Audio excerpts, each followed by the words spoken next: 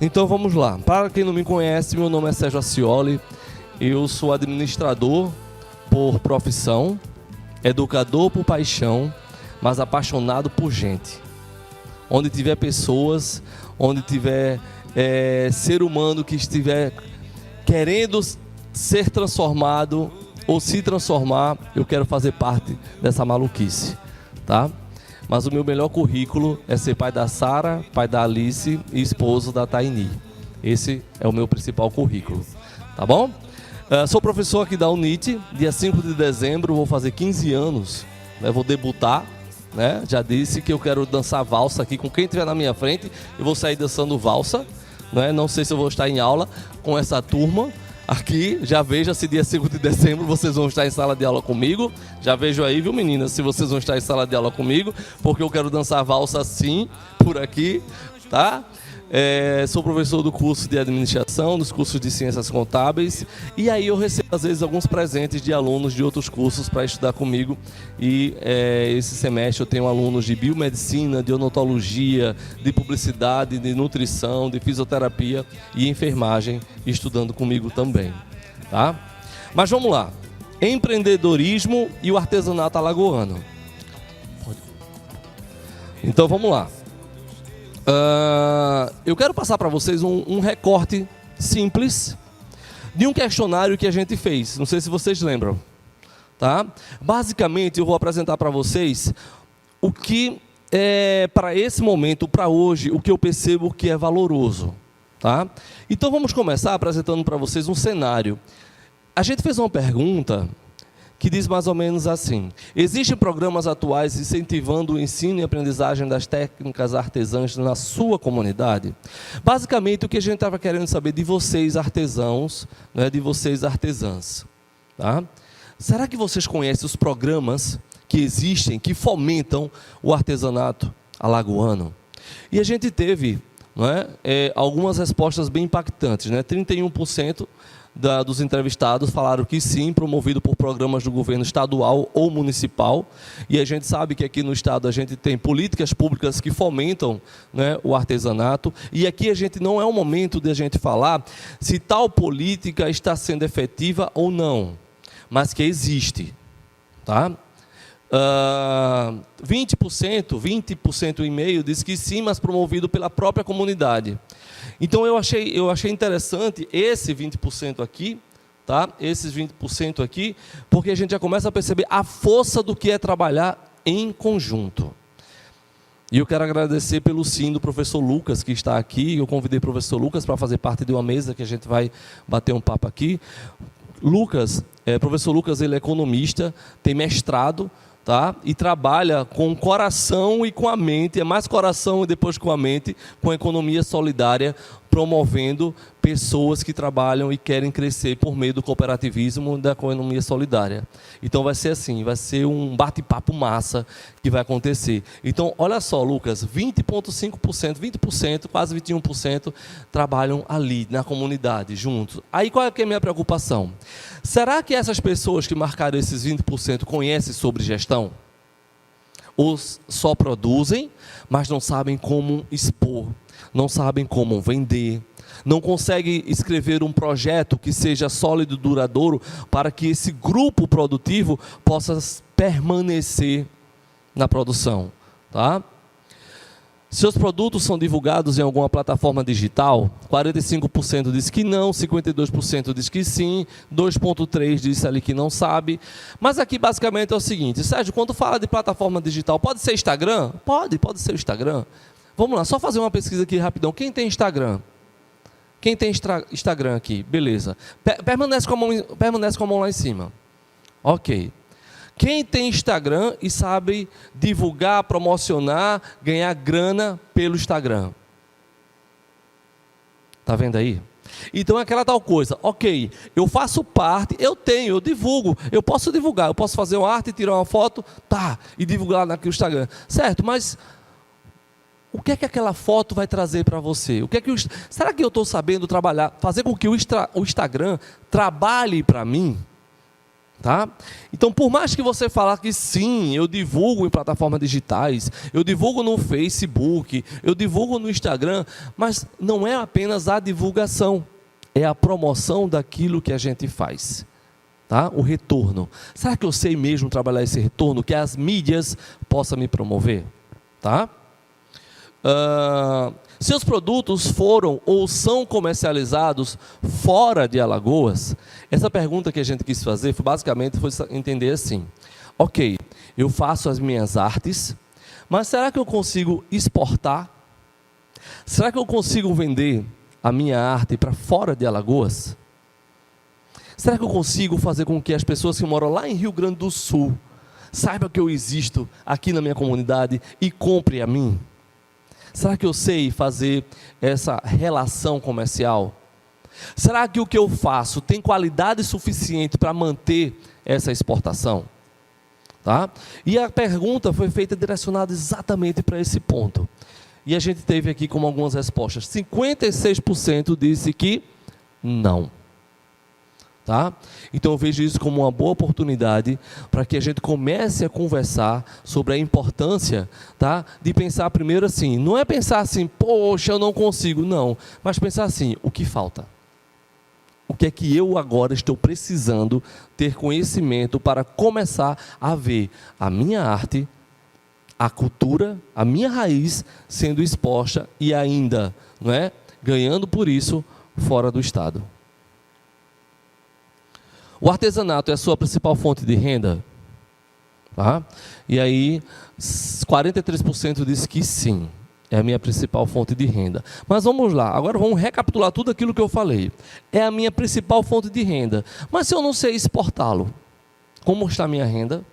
Se eu não sei divulgá-lo nas redes sociais, nos canais digitais, como está a minha renda?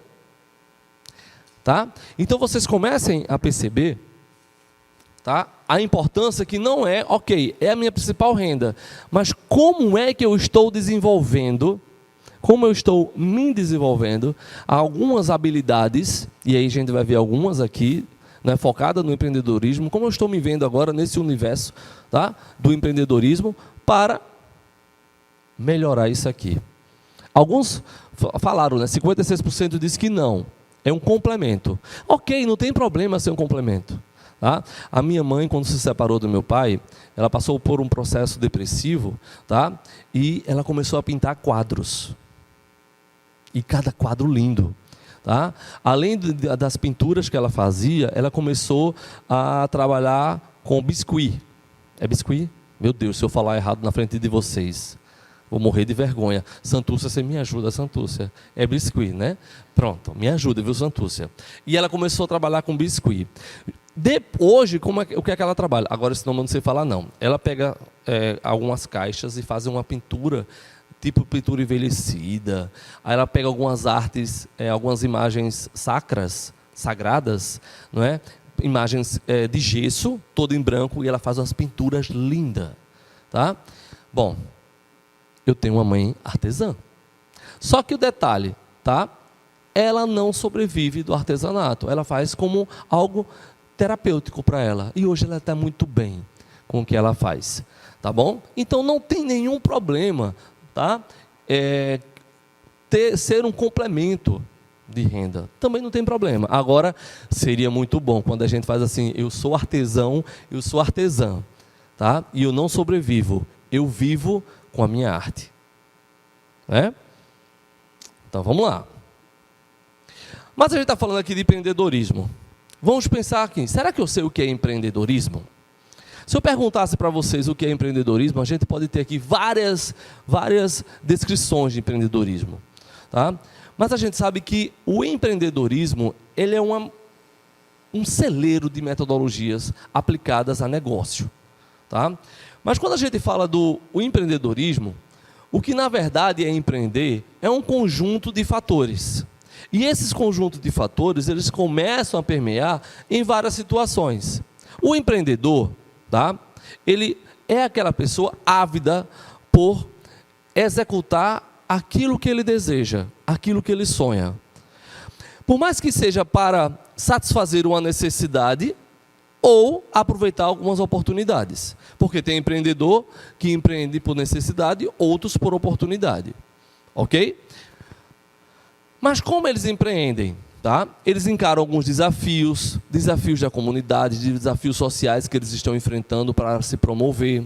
Eles percebem algum problema que está passando, ou problemas que a comunidade está passando, para ajudar essa comunidade com alguma solução.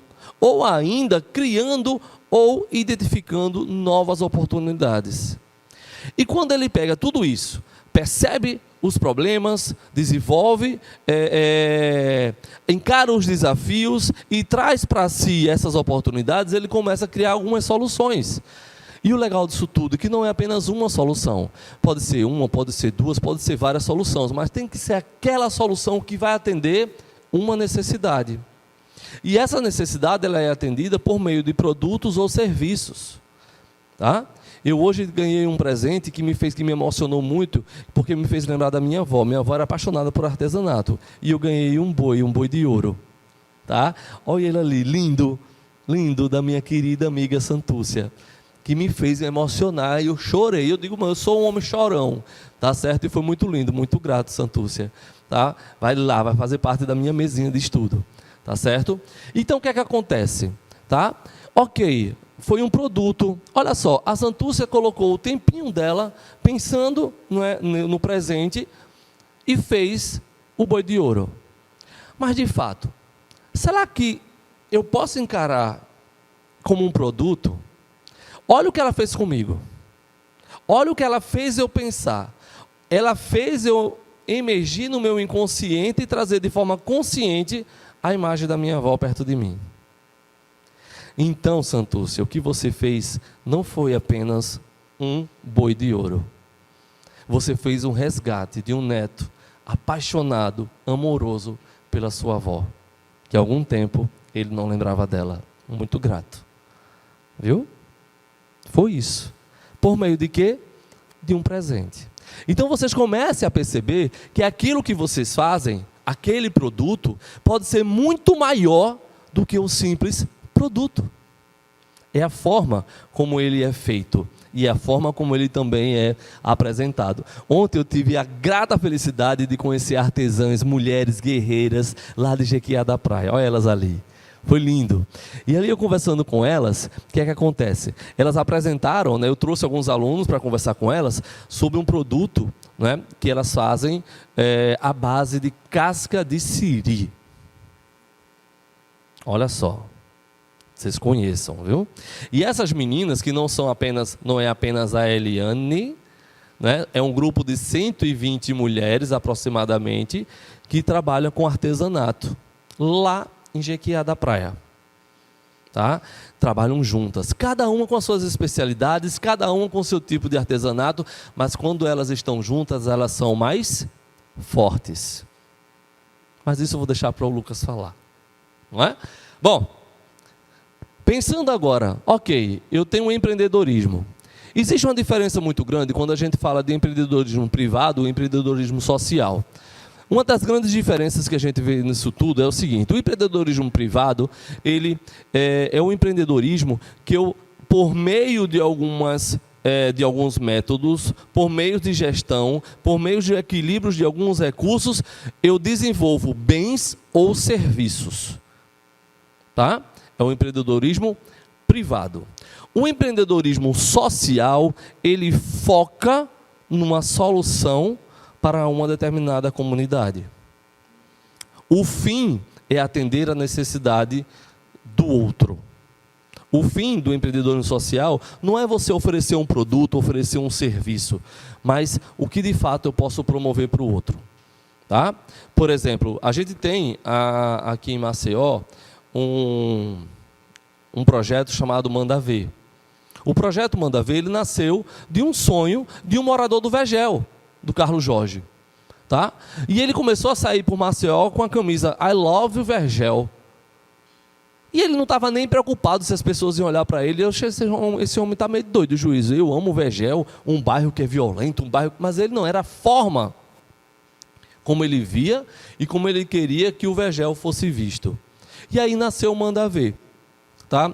Um um projeto, uma ONG, focado, tá, para ajudar as famílias que moram no Vegel. Tá certo? Ou seja, ele é um empreendedor social. Tá? Ok, mas existe ainda uma diferença, que eu não vou me adentrar nessa diferença, que já eu vou bater um papo com o Lucas, tá? Que existe ainda uma diferença. Beleza, eu tenho um empreendedorismo social, eu tenho um empreendedorismo privado, tá? Mas será que eu consigo identificar ou desenhar dentro do empreendedorismo social a economia solidária? De que forma eu posso fazer isso? Qual o ganho da gente investir na economia solidária? É mais forte eu trabalhar sozinho ou é interessante eu unir forças? Tá? A gente vai conversar já já. Mas só para a gente começar a colocar alguns fermentos interessantes nesse nosso bate-papo. Eu fiz uma pesquisa, tá? No GEM. O GEM, gente, é um monitoramento global do empreendedorismo mundial. Tá? E o GEM, em 2020, fez uma pesquisa aqui no Brasil. E na pesquisa que eles fizeram, tá, 59% dos entrevistados falaram que o maior sonho deles era ter um negócio. O sonho das pessoas que foram entrevistadas era ter um negócio. Mas aí vem aquela dúvida, ter um negócio, ok, mas o que eu preciso fazer, o que eu preciso conhecer para ter esse negócio? Aí vamos trazer isso aqui para Alagoas, vamos trazer isso para o artesanato. Fazendo um estudo, fazendo a pesquisa, tá? Eu fui na Secretaria de Desenvolvimento Econômico e Turismo, a CDTUR, e eu conheci o programa Alagoas Feita à Mão. E aqui eu tenho alguns alunos que conheceram também, né? Participaram de algumas reuniões e algumas discussões minhas em sala de aula, algumas leituras de artigos sobre isso, não é? E aí o que acontece? Em Alagoas existem... e aqui, gente, a base do que é dessa informação foi o catálogo Alagoas Feita à Mão de 2020. Foi, inclusive, a segunda edição. Tá? São 12 tipologias de artesanato alagoanos desenvolvidos entre essas categorias. E aí a gente vê que a categoria de fios e tecidos é a que tem a maior demanda. Tá? São 34,50% que lá em 2020... tinha a maior demanda dentro do universo de artesanato alagoano. Mas se eu juntar, olha só, se a gente estivesse dando aula agora de gestão do processo, se a gente fosse brincar agora de Pareto, então olha só como faz sentido agora, olha só que massa, eu tenho aqui 12 tipologias. Mas se eu quiser agora desenvolver uma ação para o artesanato alagoano, eu poderia pegar quantas tipologias para estudar diretamente? Poxa, se eu pegar fios e tecidos, madeira e barro, eu vou estar trabalhando com quase 80% do arranjo produtivo de artesanato alagoano. Pegando 3 dos 12. Então, olha só. Mais uma vez, a gente não quer falar aqui se o programa, tá, ele é efetivo. Tá certo? Não é sobre isso que é o nosso bate-papo. Mas é porque, possivelmente, vocês que estão aqui assistindo, tá? Vocês podem estar fazendo parte desse percentual. Então, se vocês estão fazendo parte desse percentual, tá? Saiba o seguinte, vocês seguram o nosso artesanato. Deveria ter mais programas focados para o desenvolvimento e para o engrandecimento de forma sustentável do seu negócio, focado nessas categorias. Tá? Bom, e aí quando a gente fala de gestão? Quando a gente começa a falar de gestão, tá? A gente sabe que gerir, tá? A gestão é muito difícil. Não é que seja difícil, a gente precisa aprender. E aqui na tela vocês estão vendo que existem alguns caminhos de gestão que a gente precisa conhecer. Ah, não, mas eu sou artesã. Ok, você é artesã, mas você precisa saber de gestão. E, no mínimo, o saber de gestão se passa por esses pontos que vocês estão vendo aí na tela. Tá? Quem são as pessoas que fazem parte do seu grupo? Quais as habilidades, quais as competências dessas pessoas? Como é que eu estou administrando o meu custo de produção? Além de gerir o custo de produção, como eu desenvolvo o meu preço de venda? Como eu estou trabalhando essa gestão? Será que eu entendo sobre marketing? Poxa, eu fiz uma pesquisa, a gente viu que as pessoas utilizam as redes sociais, digitais, para divulgar. Mas se essa divulgação está sendo efetiva, está me trazendo algum tipo de retorno? Fazer uma exposição fora de Alagoas, qual o retorno que eu estou tendo? E se eu fizer uma exposição, tá, aqui em Maceió? Juntar um grupo de artesãos, fazer uma exposição aqui em Maceió. Onde é que eu seria o melhor local para fazer isso? Então a gente precisa ter esse conhecimento de mercado, tá? E saber gerir esses conhecimentos. Além também, quando lá em cima eu falei sobre gestão de custo, a gestão financeira. Tá? Às vezes a gente faz assim, mas ontem eu estava dando aula lá no IFALJO com o pessoal do Qualifica Mais. Não é? A minha disciplina é plano de negócio. E tem uma moça lá que é artesã. Não é?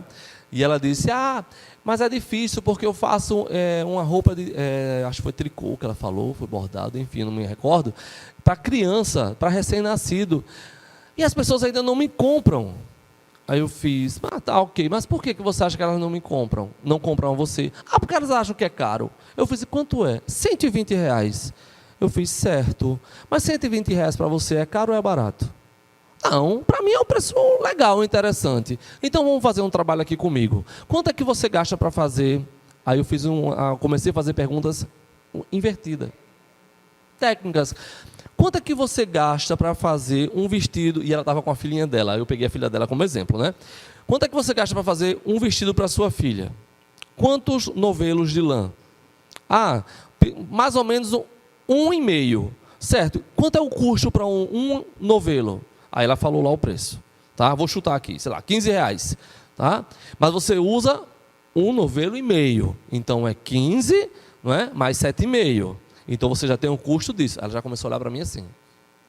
Outra, além de você fazer o vestido, você precisa de alguns outros apetrechos. Não é? Por exemplo, você precisa de botão? Aí ela precisa. Quantos botões você pode utilizar? Qual o custo de um botão? Aí eu comecei a falar com ela.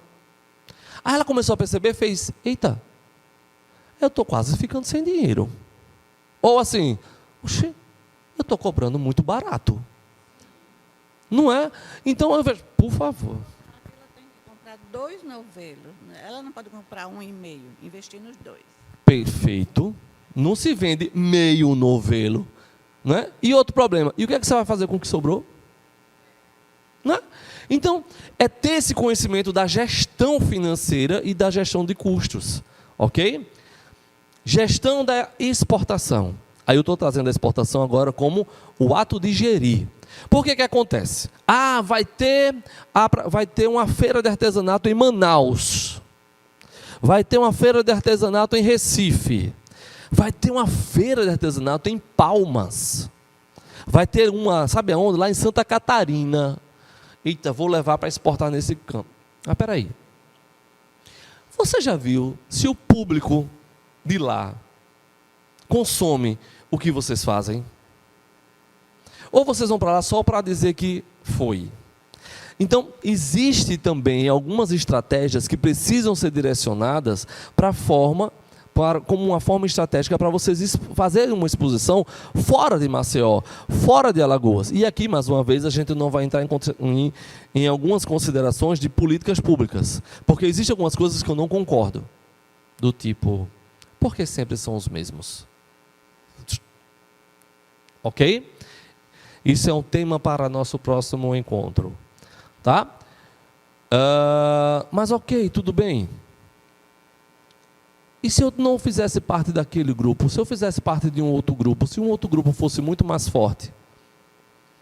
Como eu poderia promover? Eu não sei. É só uma ideia. E gestão de projetos.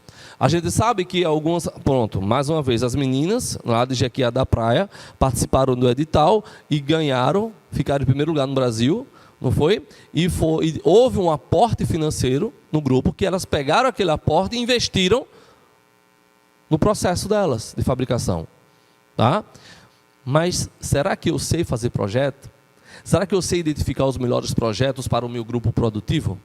Será que eu sei participar desses editais? Tá? Então, ter esse conhecimento da gestão de projetos é interessante. E já quase terminando a minha fala, para a gente bater um papo aqui com o professor Lucas, eu queria deixar para vocês aqui um modelo de gestão de processo. Um modelo de gestão de projetos. Só que esse modelo de gestão de projetos que eu quero apresentar aqui para vocês é uma adaptação que eu fiz, tá, de um livro de empreendedorismo escrito por dois americanos, Steve Black e Bob Doff, que eles direcionam esse modelo para o desenvolvimento de mercado. Então vamos pensar assim, nós estamos aqui falando do mercado de artesanato, ok? Mercado de artesanato. Então vamos lá. Primeiro de tudo que eu tenho que fazer é uma pesquisa. Eu tenho que pesquisar o mercado. E essa pesquisa de mercado que a gente faz, tá? Ela depois tem que me dar um resultado. E aí vai ser o quê? Por forma de execução. Eu pesquiso e depois eu vou executar aquelas informações, aqueles dados que eu coletei. Então vamos lá. Quando a gente faz uma pesquisa, a primeira coisa que eu tenho que saber é identificar o meu cliente. Quem de fato é o meu cliente? Será que eu conheço o meu cliente? Quem me compra? Tá? Quem é o meu cliente? E aí esse meu cliente ele pode ser pessoa física ou pessoa jurídica. Certo? Depois que eu identificar o meu cliente, eu vou para o próximo passo. Validar o meu cliente. Eu tenho que fazer, ok, eu sei qual é o meu cliente, mas agora eu preciso validar, eu preciso ter a certeza que aquele cliente vai comprar para mim, vai comprar a mim. Tá? E aí, Mauro, como é que eu faço? Eu tenho que fazer essa pesquisa e validando. Eu tenho que ter a certeza que ele é o meu cliente ideal. Se eu não tiver essa certeza, eu continuo no campo da pesquisa. Eu não posso passar para a execução. Porque se eu passar para a execução, eu vou gastar recursos. Principais recursos: tempo e dinheiro. Tá? Se eu não sei quem é o meu cliente, se eu não sei para quem eu vou desenvolver a minha arte, tá? A gente precisa descobrir. Ok, descobrir, a gente vai para começar a execução. Essa execução é a geração da demanda.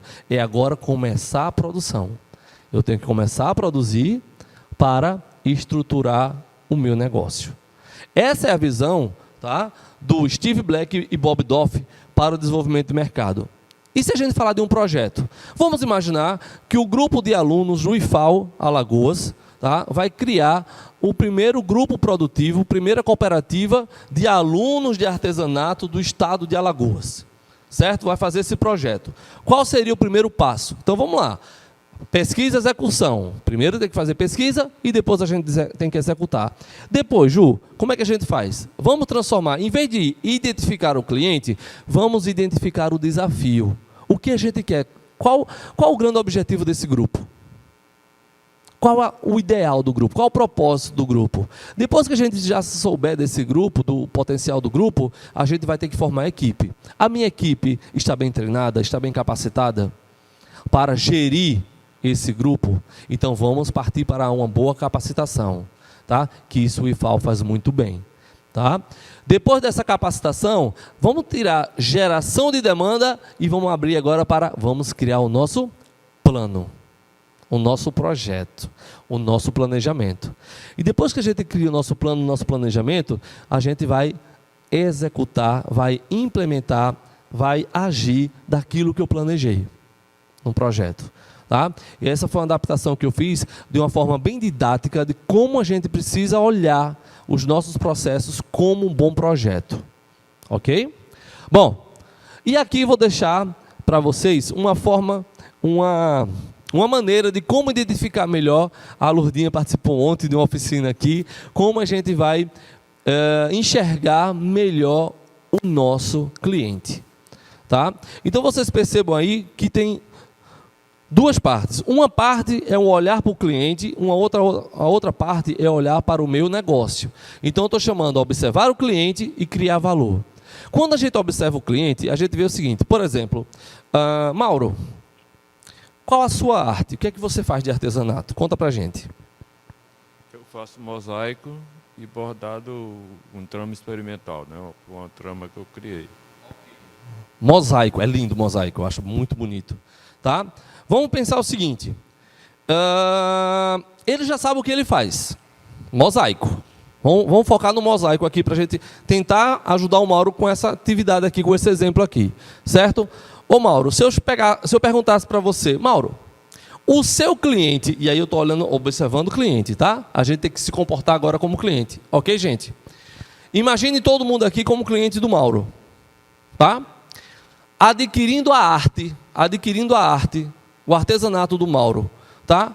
Qual seria a atividade que eu iria fazer com esse mosaico? Eu ia fazer o que com esse mosaico? Mosaico. O que era que eu iria fazer com ele? O quê? Oi? Decoração.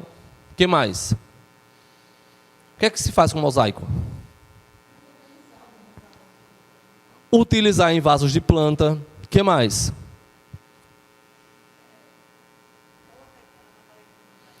Colocar na parede como um painel. Vocês estão vendo quantas utilidades pode ter esse mosaico que eu, cliente, posso utilizar? Agora vamos fazer outra pergunta. Qual a minha dor? Qual a dor do cliente? O que é que o cliente sente quando ele não tem aquele mosaico bonito, legal na casa dele, na empresa dele? Quando ele não consegue ter uma arte dentro do escritório dele? Qual a dor do cliente? Oi? Qual a dor? Nenhuma?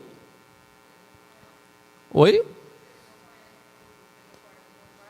Se ele não conhece o mosaico, a arte é uma dor. Tá? Agora vamos lá em cima. Vamos pensar no cliente. Qual o ganho? Qual o ganho do cliente em ter a arte do Mauro lá no escritório dele? Qual o ganho do cliente em ter a arte, não é, do Mauro na casa dele? O que é que ele vai ganhar com isso?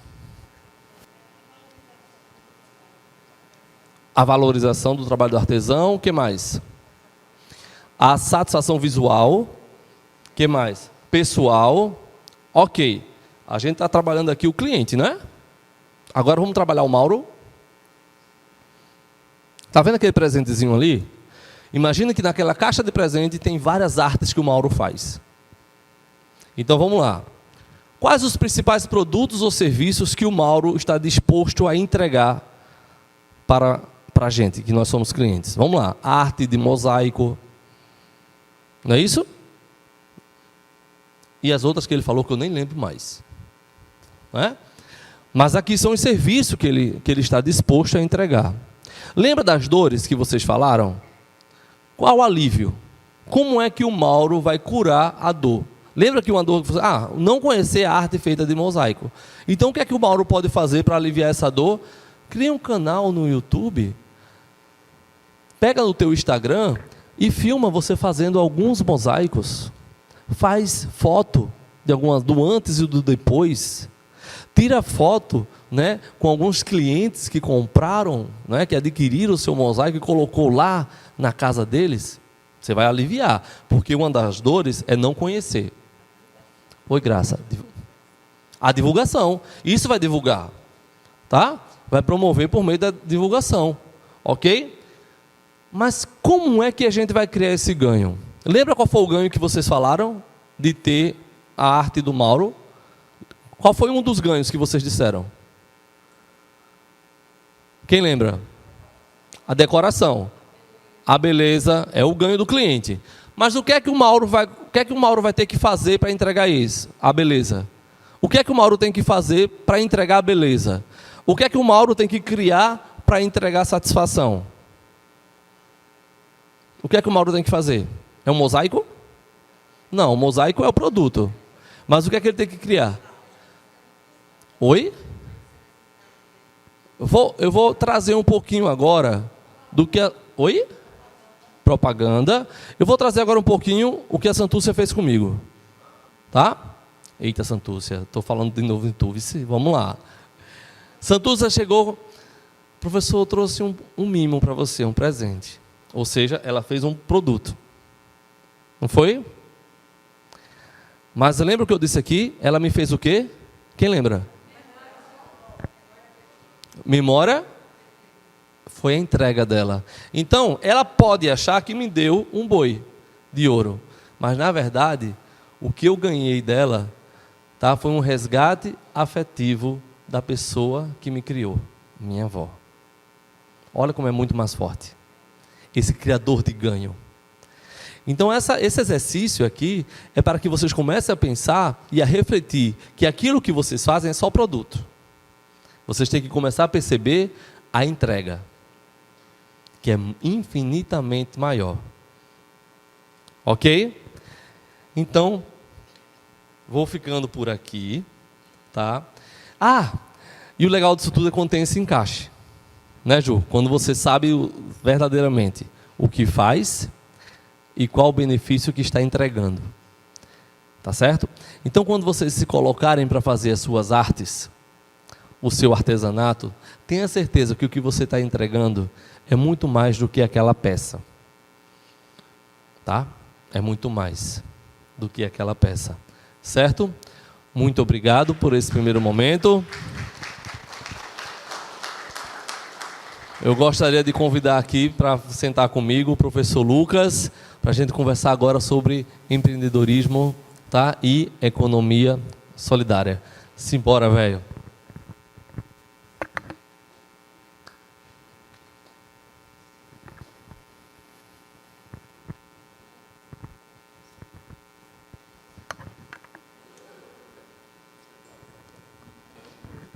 Isso aqui é o boi, né? Aqui é o boi.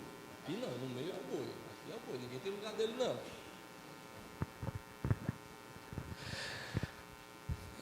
Gente, esse primeiro momento foi assim, para que vocês entendessem um pouco do cenário empreendedor, ok? Mas eu queria começar esse bate-papo, e vocês vão poder fazer perguntas. Olha, pergunta difícil é para o professor Lucas, tá? Pergunta difícil é para o professor Lucas, certo? Mas eu queria começar fazendo uma pergunta para o professor Lucas, assim, qual o ganho, tá, de um grupo produtivo, em olhar, em trabalhar, e se você tem alguns exemplos em se tratando de economia solidária?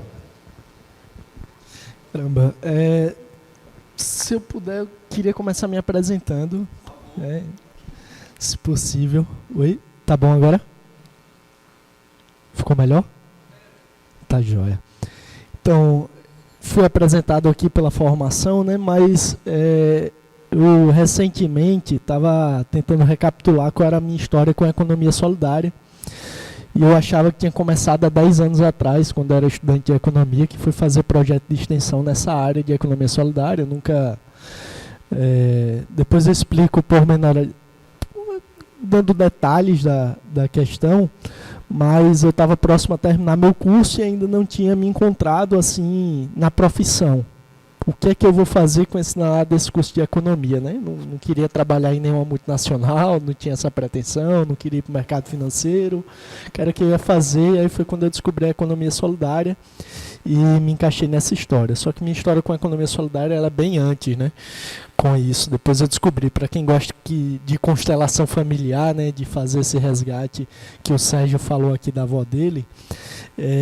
Conversando bastante com os meus pais, eu descobri que a minha história com a economia solidária vem deles. Meus pais eram agricultores quando se casaram, né? Saíram do interior de Palmeira dos Índios, de um sítio. Depois de uma colheita de algodão e vendendo um gado que tinha para ir para a cidade, para tentar ganhar a vida, né, empreender, para cuidar dos seus 2 filhos na época. Depois eu nasci. Eu sou o mais novo de uma família de 3 irmãos. E meus pais saíram do sítio, minha mãe com 20 anos, 21 anos, não tinha profissão nenhuma, só sabia trabalhar na enxada. E a partir de um curso que ela teve com a Caritas, que era um curso de artesanato, de corte e costura, depois um curso de cabeleireiro, foi que ela começou a perceber a potencialidade de empreender e tentar ganhar a vida nesse sentido. Posteriormente, né, ela não desenvolveu a habilidade que vocês têm, essa habilidade manual de fazer belos trabalhos, ela resolveu empreender de outra forma, comercializando. Mas minha história com a economia solidária surgiu daí, porque a economia solidária no Brasil surge com esse trabalho da Caritas, fazendo esse resgate da valorização das pessoas, com a utilização principalmente do artesanato, lá pela década de 70, década de 80, né? O pessoal está rindo aí, está lembrando bastante dessa história, né? Então, minha história vem aí, antes mesmo de eu existir. Aí o professor Sérgio pediu um exemplo de como as pessoas conseguiram crescer com a economia solidária, se eu tenho história com grupos. E aí, na faculdade, em 2013, eu fui trabalhar com cooperativas de reciclagem, lá com a Coop Vila, para quem conhece, fazer um projeto de extensão lá. E percebi que era um caminho sem volta, esse caminho aí da economia solidária, que a diferença, economia solidária, né, propriamente dita, é uma outra forma de produzir. É você não pensar necessariamente no retorno financeiro, é você pensar nos valores que estão atribuídos, na valorização das pessoas. Então, teve até uma curiosidade que, claro, quem empreende também pela sobrevivência. Vamos se iludir que a sobrevivência não é necessária. A gente vive no mundo capitalista, na qual a sobrevivência é fundamental, e ela se dá através da comercialização, do retorno financeiro, de você poder adquirir, construir um excedente econômico e trocar pelo excedente econômico do outro para poder ir sobrevivendo. Essa é a premissa básica. Mas a economia solidária, ela trabalha para além disso, trabalha com a valorização das pessoas. Então, imagine que na nossa sociedade existem pessoas que querem vender sua força de mão de obra, querem se colocar no mercado, às vezes por um preço inferior ao que ia ser colocado com salário mínimo, e não consegue. Tem muita gente nessa situação, quer trabalhar, eu quero trabalhar, e não consegue, mesmo tendo uma remuneração mais baixa.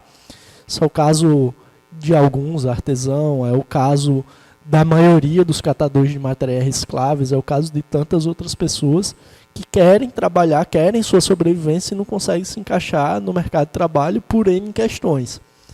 Escolaridade, a falta de oportunidade, às vezes por um processo depressivo ou coisa do tipo, e a economia solidária visa assim, resgatar essas pessoas no sentido assim, de colocar elas como importante na vida, e eu acho que o artesanato tem muito disso, por isso que o artesanato é tão forte na economia solidária. Em Alagoas, o professor Sérgio colocou aí a tipologia, mas existem diversos tipos de artesanato. Eu tive a oportunidade de trabalhar com um projeto de pesquisa em meados de 2018, que era um projeto de rede de comercialização do artesanato, na Universidade Federal de Alagoas ainda. Tinha terminado já o mestrado e a convite da minha orientadora a gente montou uma incubadora da economia solidária e tocou esse projeto que rodou o estado inteiro assim, para trabalhar com a economia solidária e artesanato. Então a gente foi em Água Branca, por exemplo, conhecer a renda singeleza. Num local totalmente isolado, o pessoal fazia uma renda que é fantástica, assim como é a renda do Pontal também. A gente foi em Maragogi, em Atalaia, conhecer o pessoal que trabalhava com a fibra de bananeira e faz um trabalho fantástico, bem interessante, usando fibra de bananeira.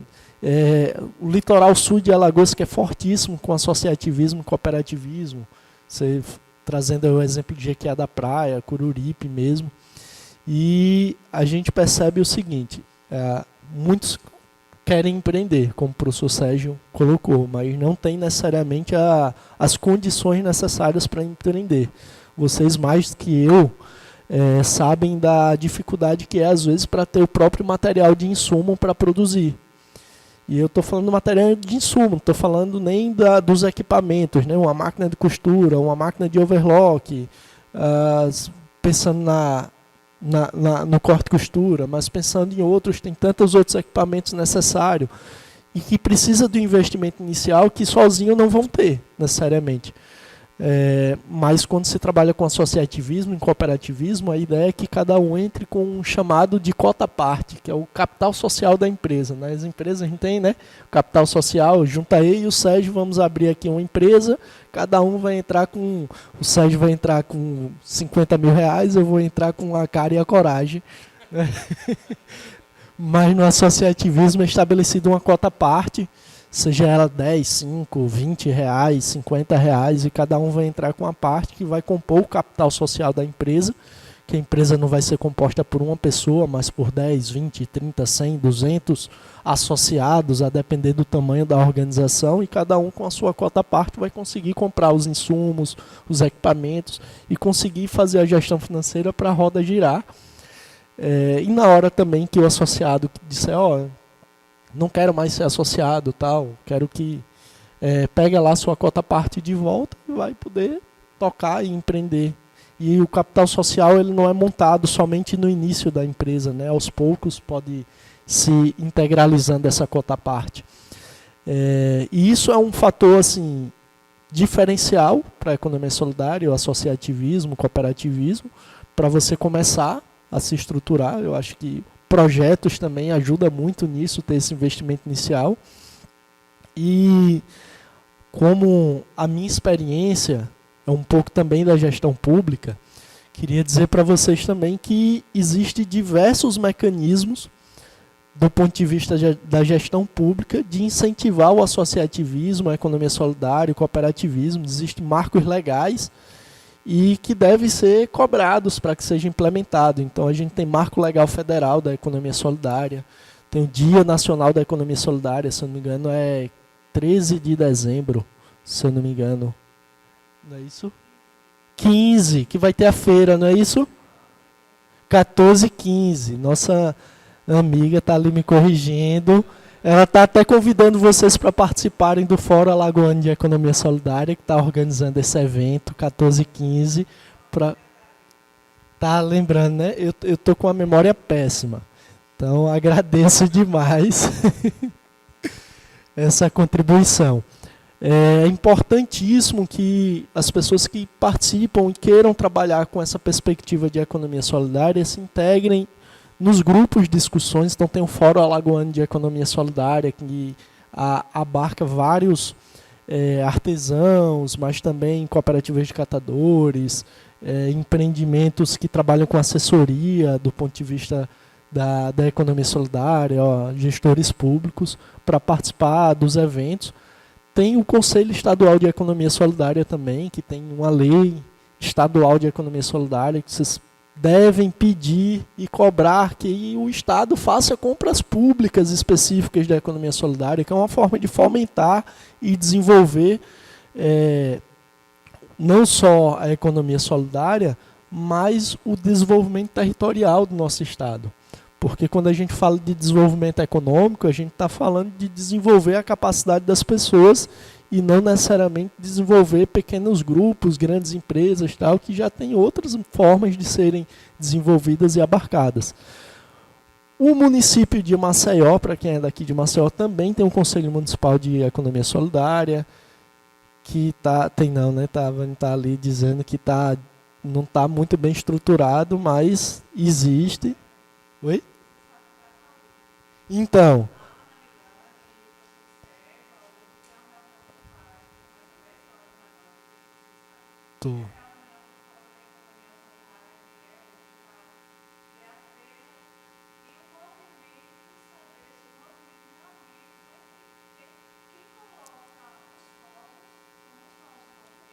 exatamente.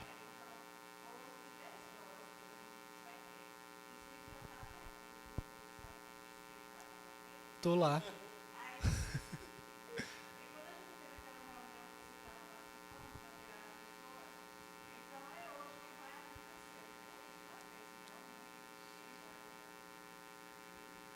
Só para recapitular, assim, explicar para vocês também, porque está esse bate-bola com a Vânia. A gente participa do Fórum Alagoano de Economia Solidária já há alguns anos. Ivanilda. Desculpe, Ivanilda, já estou encurtando seu nome. A gente participa há alguns anos do Fórum Alagoano de Economia Solidária. Eu passei um tempo na gestão pública, trabalhando como gerente de empreendedorismo e economia solidária do Estado. E trabalhando também nesses projetos. Então, por exemplo, o Alagoas Feito à Mão tem muito de um projeto que teve, se não me engano, em 2013, 2014, que era o Produzir Juntos, que a Ivanilda trabalhou lá ativamente lá nesse projeto, e ele retoma algumas questões e dá um aprofundamento em outras nessa questão. Só que era mais focado na economia solidária, o Produzir Juntos, e o Alagoas Feito à Mão, ele é mais abrangente, ele trata de empreendedorismo de forma geral, trabalha com artesãos individuais também. O Produzir Juntos era mais grupos informais, associações, cooperativas. E dentro desse ponto de vista, o que a Ivanilda está trazendo aqui também é que o poder público ele só funciona como feijão. Não é assim? Uma vez me disseram isso e eu nunca tive um exemplo tão significativo como esse. Vocês já tentaram cozinhar feijão sem ser na panela de pressão? Demora pra caramba para ficar mole, né? Pronto, o poder público só funciona na pressão. Então, se não tiver a organização popular, essa organização dos empreendimentos, das pessoas que constroem, dos reais interessados, eles desconsideram e vão empurrando assim com a barriga, e quando tem, beleza, quando não tiver ninguém cobrando também a gente vai fazer outra coisa. Então, essa necessidade de autogestão dos empreendimentos. A autogestão é um dos princípios fundamentais da economia solidária, ou seja, quem vai gerir o empreendimento, quem vai gerir a associação, são os membros da associação. É difícil pra caramba isso, essa autogestão. Por quê? Porque a gente é ensinado no dia a dia a não precisar se preocupar com isso, que tem alguém que vai fazer. A gente, desde pequeno, é ensinado dessa forma, né? Vai para a escola, não, é o professor. Vai para o trabalho, não, tem o chefe que vai dizer o que é que eu tenho que fazer, coisa do tipo, que é a chamada heterogestão, que um manda, os outros obedecem. A autogestão, na verdade, precisa de um exercício coletivo intenso e que precisa ser praticamente diariamente reforçado, retomado. É um processo de nova aprendizagem, da gente aprender a vivenciar de uma forma diferente essa autogestão, de respeitar o próximo, respeitar as opiniões divergentes, mas estimular a convergência, mesmo dentro das diferenças que a gente tem nos grupos, nas salas de aula, nos empreendimentos. Quando a gente quer trabalhar com a economia solidária, a gente tem que trabalhar como diferente, tem que trabalhar ouvindo, entendendo, mas tentando buscar o que une, o que é convergente. E isso eu vejo muito nas comunidades, porque a economia solidária está muito ligada com os territórios. Isso eu vejo muito. Aí, um grande exemplo disso foi uma coisa assim que me emocionou muito recentemente, foi a autogestão que o povo do Pontal teve recentemente para se salvar daquela cheia que teve num período bem recente. Foi assim, claro, não quero tratar com heroísmo aquilo que a gente deveria ter um poder público atuante, focado em resolver preventivamente esse tipo de problema, mas nesses momentos de dificuldades a gente vê, aí parece um pouco de frase feita, mas é aquela questão que só o povo salva o povo, né? Que aí é na nossa comunidade, a gente vai, com o nosso vizinho, com os nossos parentes, nossos amigos estão lá no dia a dia, que a gente vê de onde, dando as mãos de fato, é que a gente sai dos momentos de dificuldade.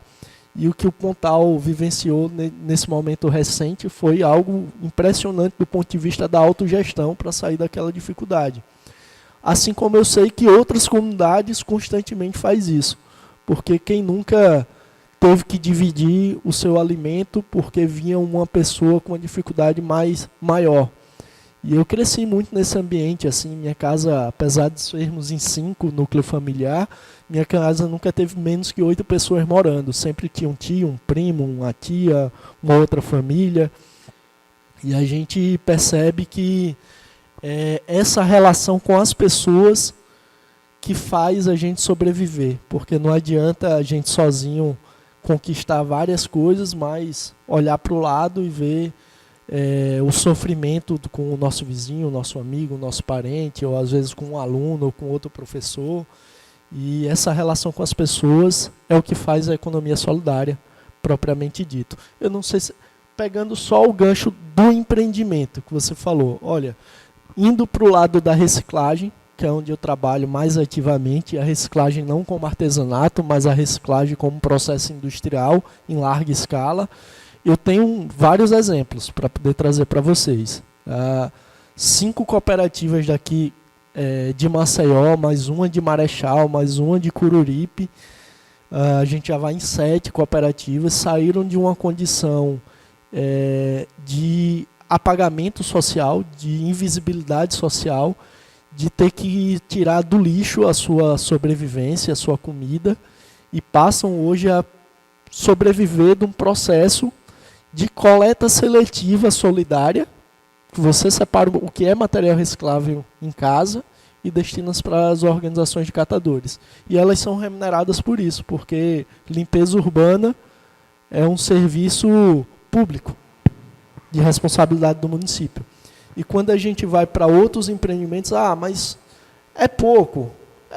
Mas eles estão tirando aí sua renda de R$ 1.300, R$ 1.500 por mês.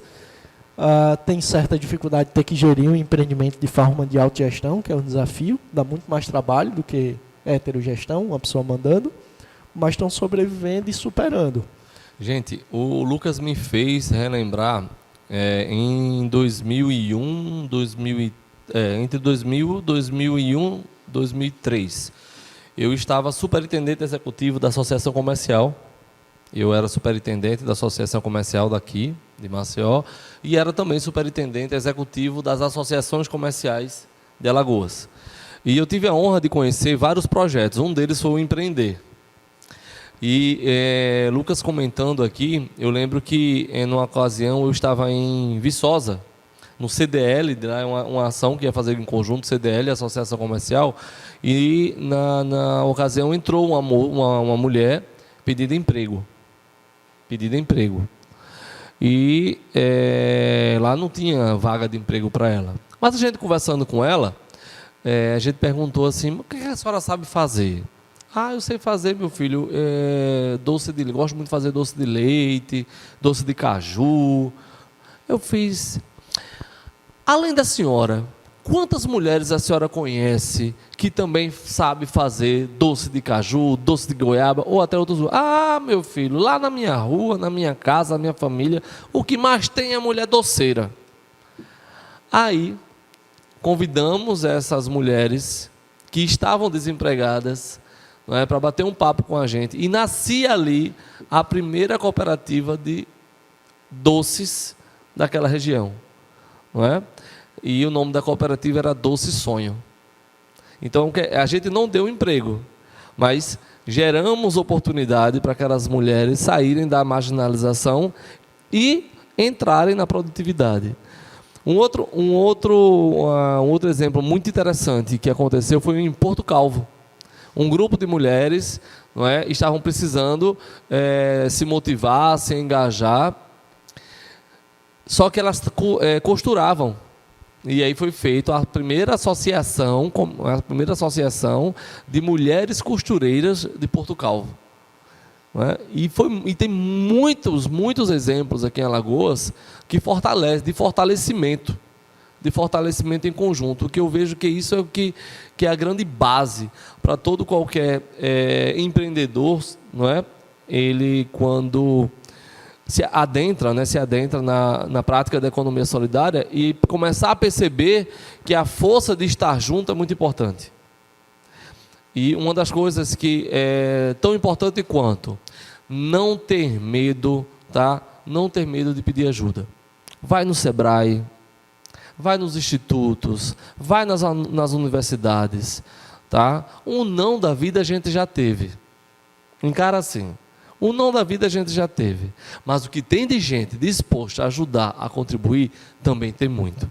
Sabe? Então, assim, são as oportunidades que chegam e se a gente não abraçar logo, vai embora muito rápido também. E foi assim que a gente fez lá em Porto Calvo. Foi assim que a gente fez lá em Viçosa. E eu lembro também de outro caso de um grupo de ex-boias frias, trabalhavam em cana-de-açúcar, e que eles se juntaram, a gente fez um trabalho, Eles montaram a cooperativa e eles pegavam a bambu e faziam palitinho de churrasco de bambu. E foi muito interessante esse case também desses ex-boias frias, não é? E que se transformaram em empreendedores. Foi bem bacana. E assim, a gente tem exemplos, claro, desse ponto de vista de superação, que é da valorização pessoal, e tem grandes exemplos na economia solidária também de indústrias. Aqui em Alagoas a gente tem uma das maiores agroindústrias do país. É a Pindorama, que trabalha de forma cooperativista, com muitos sócios, que trabalha do ponto de vista do desenvolvimento regional, uma região pequena relativamente, lá em Coruripe, que se desenvolveu enormemente. É tratada quase como uma outra cidade, um outro centro de Coruripe. E assim como lá tem essa experiência, outros cantos estão se desenvolvendo no nosso estado, desse mesmo ponto de vista, assim, da autogestão, da auto-organização popular, do associativismo, do cooperativismo. Aí a gente tem uma associação na região do Igaci, que chama Agra, que está desenvolvendo os agricultores da economia familiar, da agricultura familiar também. Tem uma cooperativa lá em Palmeira dos Índios, a cidade que eu nasci, que está resgatando a história da região, da Serra das Pias, que é fazendo vinho com jabuticaba, que era um negócio que não se tinha por aqui. Tinha em Minas Gerais já, e muito pontual. E o pessoal fazia licor de jabuticaba, chamava de vinho, e eles estão num processo aí de 3 anos de resgate da cooperativa deles. É uma agroindústria também, estão tentando transformar, e estão fazendo agora a bebida fermentada, né, o vinho da jabuticaba. Uma experiência maravilhosa, e desenvolvendo outros produtos, porque o Sérgio falou um negócio interessante aqui. Olha, eu tenho a minha produção gera resíduo, e o que eu faço com esse resíduo? Eles estão aproveitando a casca da jabuticaba para fazer um negócio que é uma fruta cristalizada de jabuticaba. Eu nunca tinha visto, um negócio fantástico. Mais saboroso eu achei que o vinho, que eu não sou muito bebida alcoólica, mas o vinho é muito bom, mas a fruta cristalizada foi um negócio totalmente diferente de tudo que eu já comi, que eles fazem. E com a levedura que sobra, eles já estão fazendo outros produtos a partir também do resíduo que vai gerando de uma produção que eles iniciaram ali, sabe? E é um negócio fantástico, porque se você parar para pensar, eles estão trabalhando o que o pessoal chama hoje de economia circular, mas na verdade é a sobrevivência. A sobrevivência deles é o respeito à natureza, é o respeito com o produto. Eles têm um respeito, um culto a jabuticaba que é fantástico, um respeito à natureza, que é um negócio quase que, me desculpem a comparação, mas eu acho que é correto fazer esse tipo de comparação, é quase religioso, assim, o respeito que eles têm com a natureza. E eu acho que é isso o caminho, né? A gente, quando está falando de religião, a gente tem que respeitar a natureza, né? E eles não desperdiçam nada assim do processo, e sempre que encontram alguma possibilidade estão tentando aprender algo novo. Isso resgatou uma comunidade inteira lá também, que eu lembro que na minha infância eu passava lá, o pessoal sobrevivia fechando buraco na pista com terra. Era um negócio triste, uma das cenas mais... Meu pai era taxista, depois foi para a cidade, deixou de ser agricultor, foi ser taxista, eu viajava muito com ele. Ele ia levar cliente, para não voltar sozinho, sempre levava um dos filhos. Eu viajava muito para Bom Conselho, que é de Palmeira, passa pela Serra das Pias. E era uma região muito pobre, muito pobre. Uma das cenas que eu mais lembro assim, da minha infância era de passar por lá e ver um carro à frente, o cara pegar umas moedas assim, botar na mão do lado, as crianças tapando o buraco com terra, que era muito esburacada a estrada, e o cara fazia a criança correr, humilhando para dar um trocado, assim, sabe? E um carro atrás, aquilo me indignou muito, assim, sabe? E muita crueldade, assim, de algumas pessoas.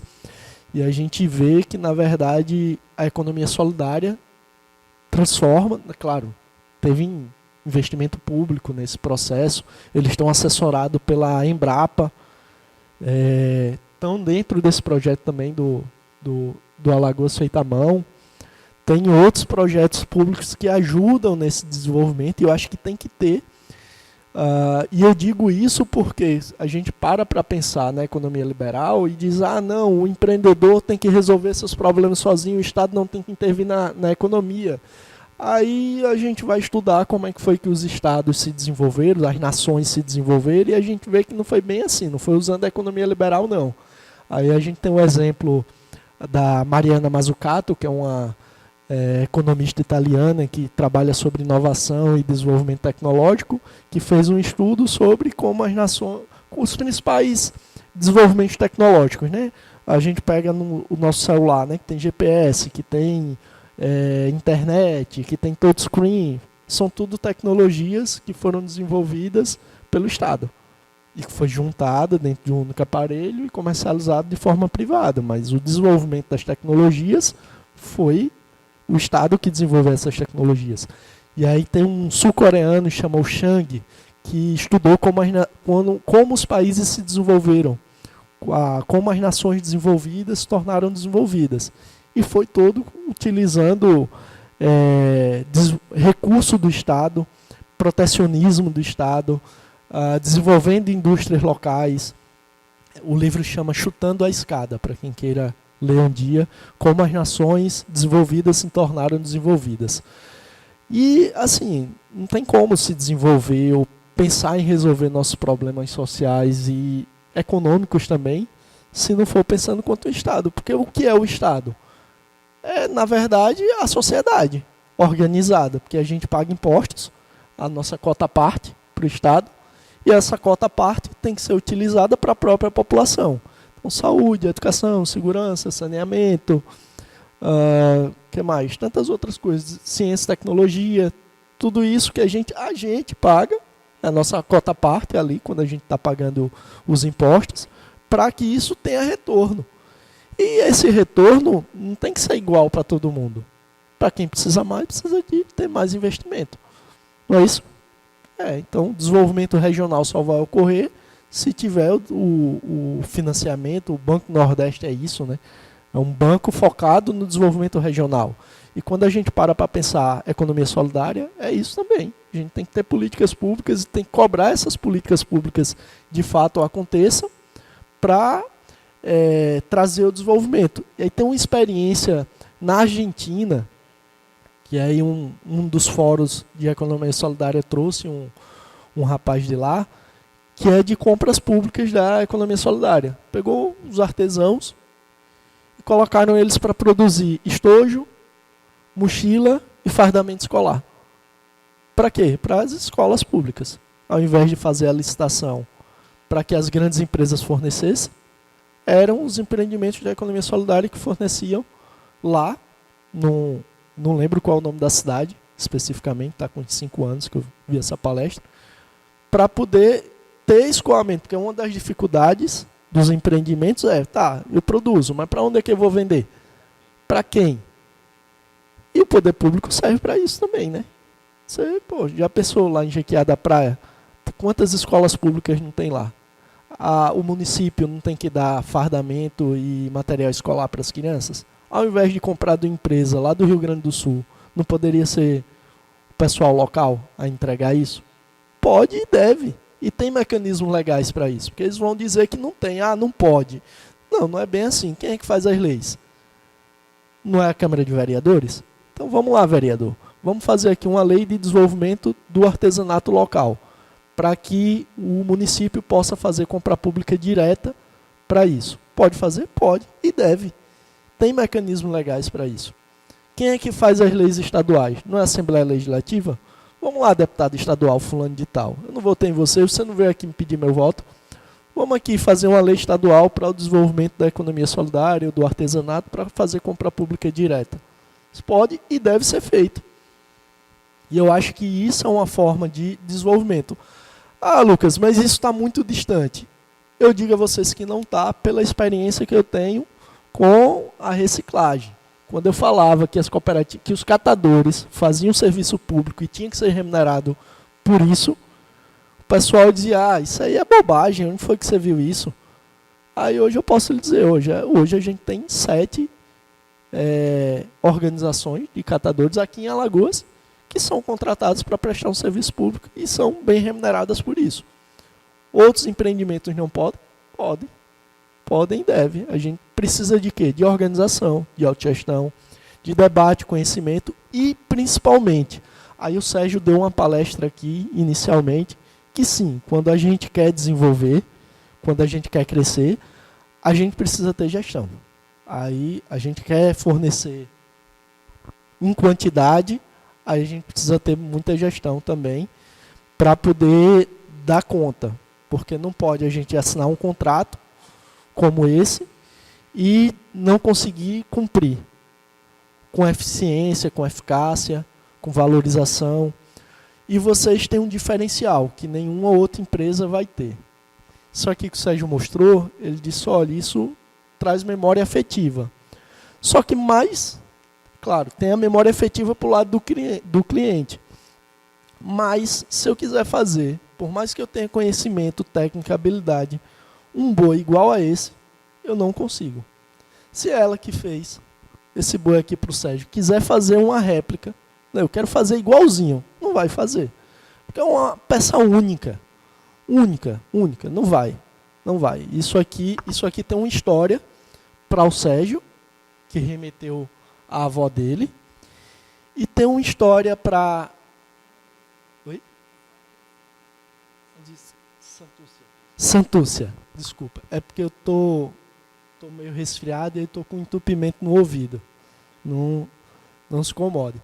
Mas isso tem uma história aqui para Santúcia, de como ela aprendeu, de como isso aqui vem na tradição da região dela. A história desse boi na nossa cultura brasileira. Aí tem umas fitinhas aqui que eu já lembrei do reizado, que eu já lembrei do meu avô, que era mestre de reizado. Aí tem todo um contexto aqui, que isso aqui tem uma história que traz um valor agregado, se eu trouxer a história, porque aqui é uma peça, beleza. Mas se eu trago a história dessa peça junto a ela, seja num vídeo de Instagram, seja com um folder que seja anexado ao produto, isso agrega valor imensamente. Tem um ganho imenso, porque as pessoas, da forma que ele está aqui, vai gerar essa memória afetiva, mas se ele traz a tua história junto a esse material aqui, vai ter um ganho de valor para além do que tu está comercializando. Tu vai poder divulgar, difundir a história desse artesanato aqui e vai gerar outras memórias afetivas para quem está adquirindo. E isso é economia solidária. É uma outra forma de produzir. E uma outra forma de produzir é possível.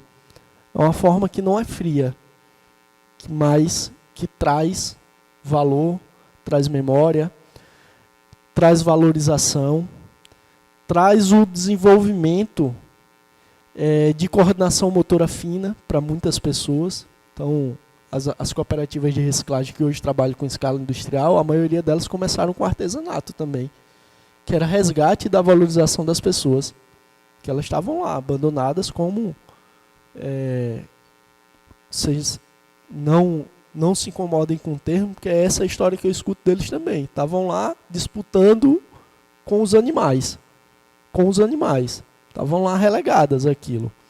Não é exagero da minha parte isso. E para poder resgatar, mostrar que essas pessoas eram capazes de conviver, de gerir, de ter seu próprio empreendimento, foi necessário ter um resgate da pessoa humana. E isso a economia solidária consegue fazer, diferente da economia de mercado, né? Diferente, porque tem gente que não vai, como eu comecei, não vai nem conseguir vender sua força, que a maioria aqui, como eu, não tem capital, né, para poder empregar, não vou viver de renda. Então eu tenho minha força de mão de obra que eu vendo com assessoria e dando aula agora. É a minha força de mão, é a minha força de trabalho e sou remunerado por isso. Mas tem gente que não consegue, que por mais que queira, vender sua força de mão de obra para trocar por um salário, por menor que seja esse salário, tem gente que não consegue. Então a economia solidária surge também para dizer, olha, essas pessoas são excluídas até do sistema capitalista, são excluídas até de ser exploradas, podem ter outra forma de produzir, podem viver e conviver de uma forma diferente.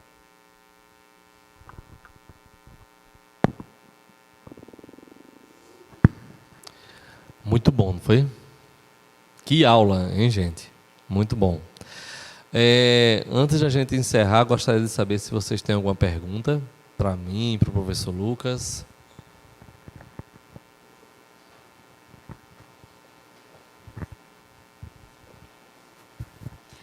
Bom dia, eu sou Juliana, sou professora do Instituto Federal de Alagoas e hoje, atualmente, eu estou coordenando, né, estou coordenadora do curso de artesanato, curso técnico em artesanato. Na verdade, antes de fazer minha propaganda para o pessoal do GQA, que está aqui, né, porque a gente vai abrir seleção e daqui a pouco eu falo para eles, né?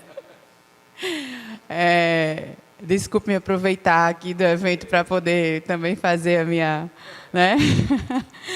Mas não é bem uma pergunta, mas é mais um reforço, uma observação sobre tudo que foi falado, tudo que foi dito, e assim dizer que eu lavei minha alma, na verdade, porque quando se fala da questão da memória afetiva, das histórias das peças artesanais, da produção artesanal, não é? Quando se traz esse elemento, né, diferencial que se pode introduzir numa peça, né, porque na verdade você está contando uma história quando você está produzindo uma peça artesanal. Isso tudo a gente fala durante 3 anos no curso de artesanato, né, porque nossos alunos são artesãos, nós já recebemos alunos artesãos, né, é a educação de jovens e adultos, então é de 18 anos para cima. Então, a gente sempre bate na mesma tecla durante muito tempo, né? Durante 3 anos a gente fala sobre isso, sobre a questão da construção da identidade, né? de trazer a sua história para dentro da sua produção artesanal, para produzir isso a partir de suas referências, né? Suas referências culturais e de suas referências experienciais, né, das vivências do dia a dia, né? E aí quando se traz toda essa história do boi, né, que remeteu a memórias afetivas, que conta uma história, não é? Isso é só referendar tudo que a gente fala durante esse tempo do curso, não é? E aí gostaria de agradecer também o convite, né? Eu acho que foi uma manhã muito rica para todo mundo que está aqui. Eu gostaria de estreitar, inclusive, as questões, porque já existia eu estou engatinhando ainda nessa questão do empreendedorismo solidário, né? Me desculpem, mas realmente eu tinha outras demandas para poder, né? E meu foco nunca foi mais. Ultimamente eu venho pensando muito na questão da construção dessa cooperativa, de uma cooperativa, né? E quando você fala que se de repente poderia ser possível uma cooperativa de alunos do estudo do IFAO e tal, então isso é um elemento que me interessa, é uma questão que me interessa. Então, de repente, a gente poderia ter um desdobramento com relação a isso, porque a gente participa da FENEARTE todos os anos, então a gente leva o curso. A gente, não só os alunos, mas os egressos, a gente tem esse vínculo com os egressos, que é um acompanhamento, né, do pós-curso, para a gente fazer esse... Então, existe na verdade, essa vontade, já de algum tempo. E quando você traz essa fala, já reafirma a possibilidade de existir, né? Então... era mais ou menos isso. Eu acho que muitos gatilhos foram acionados aqui na minha cabeça com a fala de vocês dois, né? Tanto do professor Sérgio como do professor Lucas. E assim, eu agradeço demais, né, todas as as contribuições, né, que foram dadas.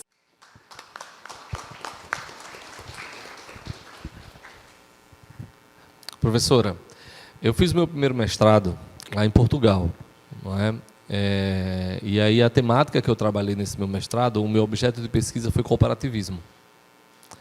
Não é? Então me apaixonei, foram 2 anos pesquisando cooperativismo, daqui levando para lá.